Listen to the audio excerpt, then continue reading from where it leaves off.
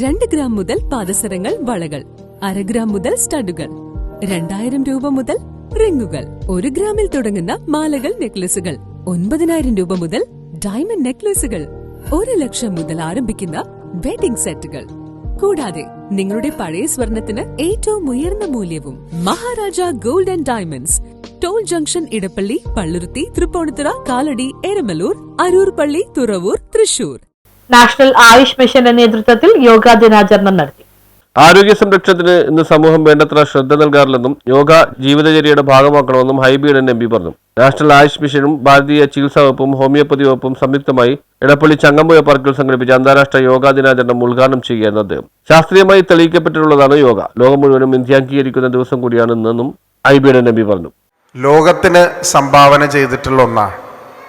ഇന്ന് ലോകരാജ്യങ്ങളെമ്പാടും international yoga day celebrate ചെയ്യുന്നു മാത്രമല്ല, അവരുടെ ജീവിതത്തിൻ്റെ ഒരു ഭാഗമാക്കി, ജീവിതചര്യയുടെ ഭാഗമാക്കി മാറ്റിയിരിക്കുകയാണ്. ഞാൻ ഇന്നലെ ഇതേ വേദിയിൽ വൈകിട്ട് പറഞ്ഞ ഒരു കാര്യമാണ്. നമ്മളെല്ലാവരും വിശ്വസിക്കുന്ന ഏത് മതഗ്രന്ഥമാണെങ്കിലും ആ എല്ലാ വിഭാഗങ്ങളുടെയും മതഗ്രന്ഥങ്ങളിൽ പറയുന്ന പൊതുവായ ലക്ഷ്യങ്ങൾ ഒന്നാണ്. അതിൽ പ്രധാനപ്പെട്ട ഒന്ന് എന്ന് പറയുന്നത് നമ്മൾ സമൂഹത്തിന് നൽകുന്ന കോൺട്രിബ്യൂഷൻസ്, പരിസ്ഥിതിയോട് കാണിക്കുന്ന കരുതൽ, അതുപോലെ തന്നെയാണ് നമ്മുടെ ശരീരത്തോടും നീതി പുലർത്തേണ്ട ഒരാവശ്യകത. അതിൽ പ്രധാനപ്പെട്ട ഒന്നാണ്, ഈ കാലഘട്ടത്തിൻ്റെ ഏറ്റവും വലിയ അനിവാര്യതയാണ് മാറിവരുന്ന ഭക്ഷണ രീതികളും ജീവിതശൈലികളും ഉണ്ടാക്കുന്ന കോംപ്ലിക്കേഷൻസ്.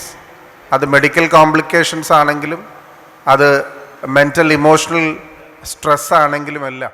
ആയുഷ് ദിനാചരണത്തിന്റെ ഭാഗമായി ആയുഷ് യോഗ ക്ലബ്ബുകൾ വഴിയും സർക്കാരിന്റെ കീഴിലുള്ള സ്ഥാപനങ്ങൾ വഴിയും പ്രത്യേക യോഗ സെക്ഷനുകൾ വിവിധയിടങ്ങളിൽ നടന്നു. ചടങ്ങിൽ ടി ജെ വിനോദ് തമ്മിൽ അധ്യക്ഷത വഹിച്ചു.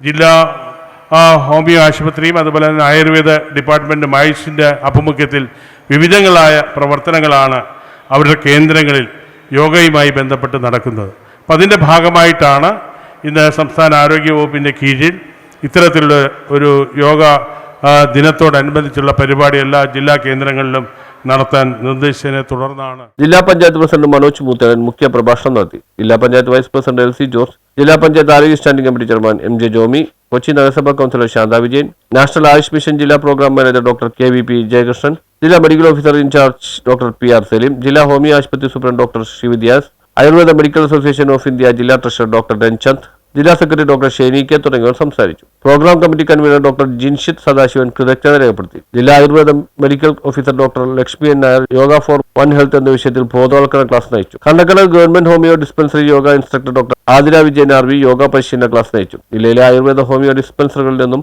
ആശുപത്രികളിൽ നിന്നും തിരഞ്ഞെടുത്ത 5 യോഗ ഡാൻസ് ഗ്രൂപ്പുകളുടെ യോഗ നടന മത്സരവും സമ്മാനദാനവും നടത്തി. News bureau, Kochi.